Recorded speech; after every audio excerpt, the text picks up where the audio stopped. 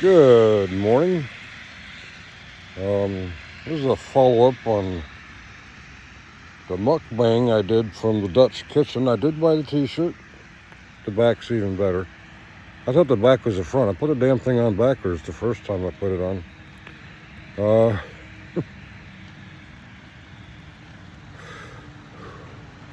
I'm at my destination, and it's 7:35 on Tuesday, September 22nd. Once I got out of the Beltway, how dare you drive by when I'm talking?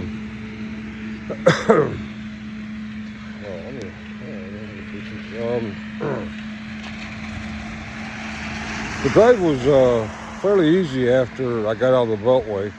I was pretty surprised at the rush hour traffic at 5 o'clock in the morning inside the Beltway. It gives me a little gratitude that I'm still allowed to work remotely.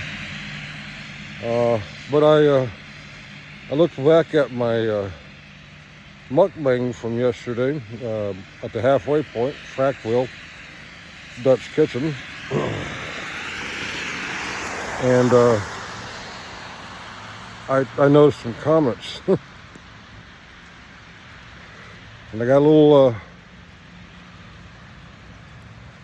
concerned. I kind of did a verbal resume or work history, and one of the comments referred to the CSC'er at Red Cross. I think the guy's name was IDV something. Guy or gal, I'm not even sure. But I had a short panic. This person seems to have a little memory of CSC'er at Red Cross and that her kerfluffle. IDV, if you're out there, don't put it in the comments, but do you recognize my face? Do you remember me? Who are you? If I figure it out, I won't dox you if you don't dox me. Yeah, those were some interesting times. I recall one time I was working remotely from here. Well, actually, not here, in Rome. Yeah, I come up this way a lot because I still have family up here. And I also had the ability to work remotely when I was at CSC Red Cross.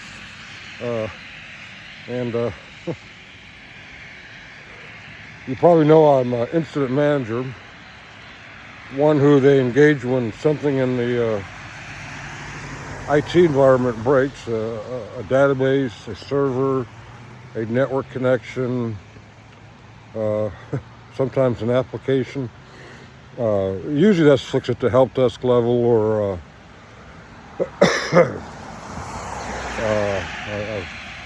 well, basically, this person, I don't know,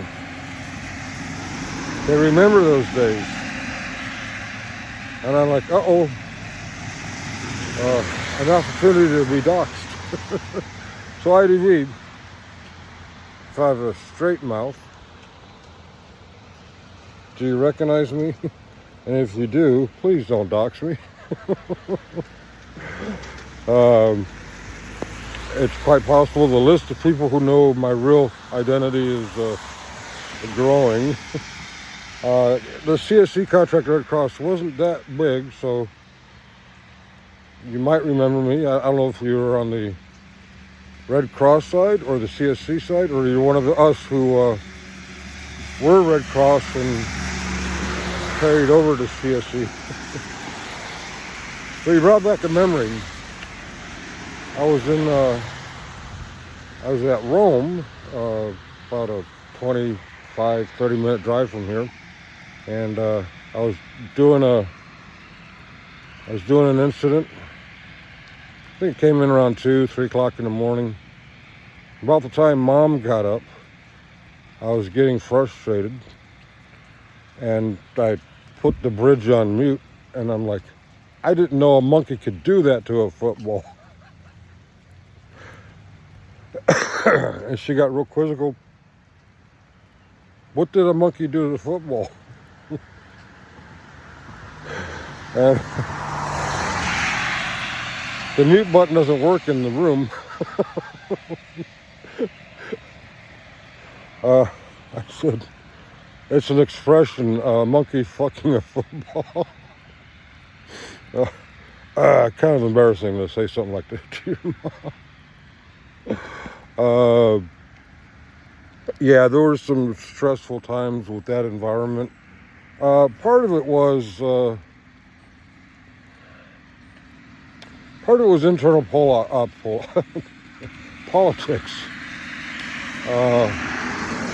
The original CSC crew, before we went to Unisys, a lot of the CSC folks were Red Crossers that got pulled in, retained when Red Cross outsourced.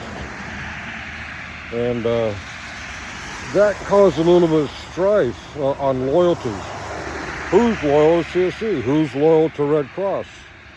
Who doesn't have a loyalty, just wants to do their job? And it caused some consternation, because it wasn't one day all of IT was Red Cross, flip a switch, the next day everyone was CSC. It was a gradual shift. And at about the same time, our data center, which was 98% in Jefferson Park, was slowly getting moved to an outsourced location. And to be honest, that data center wasn't very well maintained, so there were a lot of servers and network devices that, one time I toured the data center at Jefferson Park, and there was this whole section with drip buckets and fans, actual industrial type fans they did to try and keep the area cool, because there was the leaking in the cooling system. In fact, the very last group of servers coming down the elevator, obviously the data center was on the 4th floor, and I think we had 2 floors below the main floor. The elevator was giving problems for a long time. That very last elevator ride of equipment coming down from the data center, the elevator broke and went into I'm not sure what floor it broke, but it went into free fall. And when those servers were shipped off to this new data center, they were continued to be used. It was funny, up to a year later, when we were having problems with these servers, we would say, what's the history of the server? And someone would say, it was on the elevator. So, if you're out there, you got my curiosity. Do you recognize the face? And if we can find a private way to communicate with me, maybe I like kimchi91@gmail.com. I'm very curious. Do you remember me? Did you know me? If I knew who you are, would I remember you? Were you CSC'er? Were you CSC implant from Red Cross, or were you Red Cross? Or are you just somebody who knows about the situation from outside? Maybe an FDA auditor, maybe a family member, I don't know. It's not really important, it's just got my curiosity. And how much is it going to cost for you to not dox me?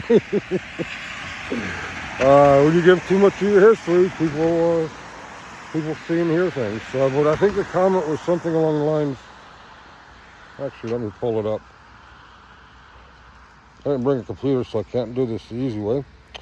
All right, YouTube on the personal phone.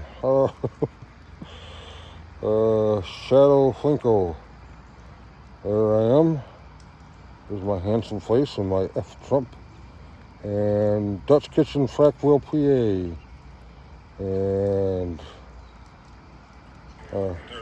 comments. All right, we have Muckster, for a guy who'll be incommunicado for a week. You sure are posting a lot. Generally specific, enjoying your walk down memory lane. Here to support. A comment on the song and the music. I was worried about that music. I didn't know if it was gonna. There it is. IDW. I'm not a fan of the 1A auditing, but I love the CSC talk. I was at CSC. Remember? Oh, I was at. Okay, reading this fundamental. I was at CSC. I remember all this mess with the Red Cross contract. Total blast from the past. Okay, rereading that, maybe this person was at another contract with CSC, or maybe at CSC headquarters, and there was a lot of talk about the contract renewal and all that. Okay, so maybe you weren't. I don't know. You got my curiosity. All right, and we got Alan and GS agreeing on something. Okay, when I woke up, I wasn't really awake, and when I read that, I'm like, this has got to be someone who worked with me. It could be someone who worked at CSC, not at the Red Cross, but was aware of the Red Cross kerfluffle. But if you recognize my face, I'm trying to keep my real name and my the Swedish situation, her real name, out of the YouTube sphere. But it's been 3 or 4 years. I guess it's only a matter of time. And my attempt to turn this whole situation with for public safety and GS, since I don't know everything about it, an attempt to turn it over to a power greater than myself, to a God, to the universe, to Mother Nature, whatever. I prefer God. Sometimes God talk scares people away. I have a person that may not be in my circle anymore for public safety. He was very, very, very pissed off that I prayed for God's will be done. And while I was driving up, the day unraveled to a court case, a hearing about a situation. A decision was made, one that I don't have any control over. I don't know how much you give credit to God, to the judge, to simple laws of the land like jurisdictions and rights to be on a public sidewalk with a camera. What seems to me to be the correct end of this is you can be on a public sidewalk. You can exercise your First Amendment in many ways. And it seemed like for public safety was going after GS on these very simple, basic American rights. And so without knowing all the details, my instinct is to go with GS. And my prayer was, since my instincts can be wrong, God, let your will be done. And some say it's a technicality, some say it's the law. But the situation was dismissed in that jurisdiction for jurisdictional purposes. So whether God's will or the law just makes it another step in the process, or it's the final word, today, GS, some people like him, some people love him, some people hate him, some people tolerate him. But for today, GS has his basic constitutional rights back. And I celebrate that. I celebrate, again, whether you like, love, tolerate, hate, mock, whatever you think of the person, he's an American, he's a human being, and as such, he has constitutional rights. And I will stand with him every time I'm aware of that in the situation. And it really, really, really pissed off for public safety. Chris called me twice. The first time I was in Pennsylvania, and I've been informed since that, yeah, it was a good thing I didn't take that call in Pennsylvania, because when I'm driving, everything in and around the car is being recorded, and therefore I would have been recording. I'm not sure if it really matters, because he opened up the call. He called a second time. This time I answered while I was in New York. I know the recording law in New York. I'm like, okay, I'm allowed to record this, and need be, I'm allowed to use it. He opened that call up with, "This is being recorded." Cool. It doesn't matter what state I'm in. Both parties are aware it's being recorded. And since he is admitting that he's recording, both parties are consenting. So even if I hadn't crossed the New York-Pennsylvania border yet, that call would have been legally recorded and is going to be legally used. It's like a little bit after 7 in the morning when the post office here opens. I'm going to find the fastest delivery method, and I'm going to send the memory card going out there on the risk. I have no means to edit it here without purchasing a Windows-based computer with a memory card slot or adapter, and I don't have those things. I left all that in Virginia. I do have a MacBook that all the ports on it, there's no memory card port. There's USB-C. That's it. Just USB-C and power. So I can't, even if I get my Mac, I don't know Mac. If I get it working, I can't edit it.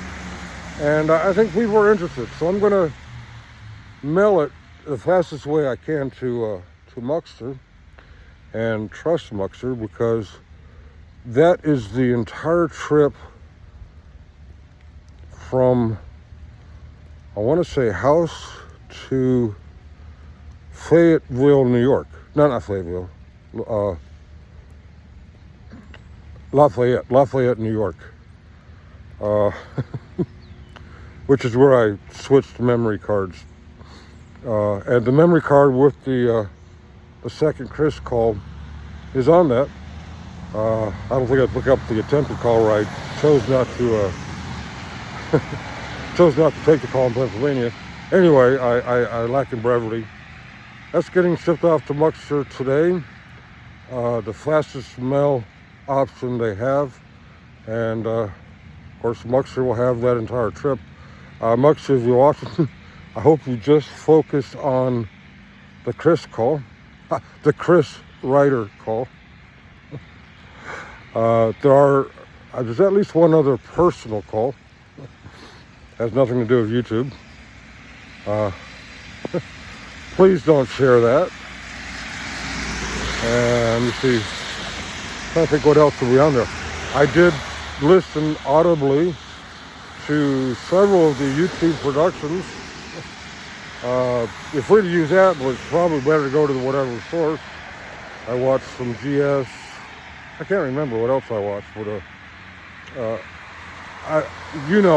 I'm shipping you the card for the angry Chris Ryder call. You're free to use that. How rude people make all this noise. Go away. You're free to use that Chris call. You can use it from the front cam, the back cam, or the internal cam, or just audio, however you want to do that. And yeah, I said some embarrassing things, but in full honesty, if we're going to publish it, we have to my thought is publish the whole thing no matter what I said. Because when you're angry, you say some shit. Okay. And it's a great opportunity for when everyone's calmed down. We can review what was actually said, be it in anger or not. But I guess my real hope is, if there's anything else on that probably 6 or 7 hour recording, personal calls, me picking my nose, I don't know. Leave that out.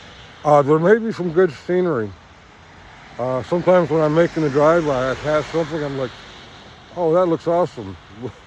But after 6 or 7 hours of recording, kind of a pain in the ass to go back and dig that up. Well, it's my point.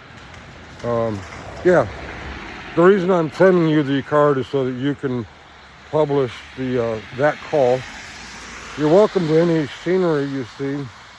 I just hope anything else in that 6 or 7 hours, burping, farting, nose flicking, I don't know, playing with my mouth. Please be discreet. Anyway, what was the guy's name? IDW? I'm curious, do you recognize me? Do you know my real name? Do you know who I am? If you do know my real name, please don't put it in the comments. Please email it. I'm very curious. Y'all have a wonderful day. It's a rainy day here in upstate New York. And I think Mom will be getting up soon. It's time to spend some quality family time. Cheerio.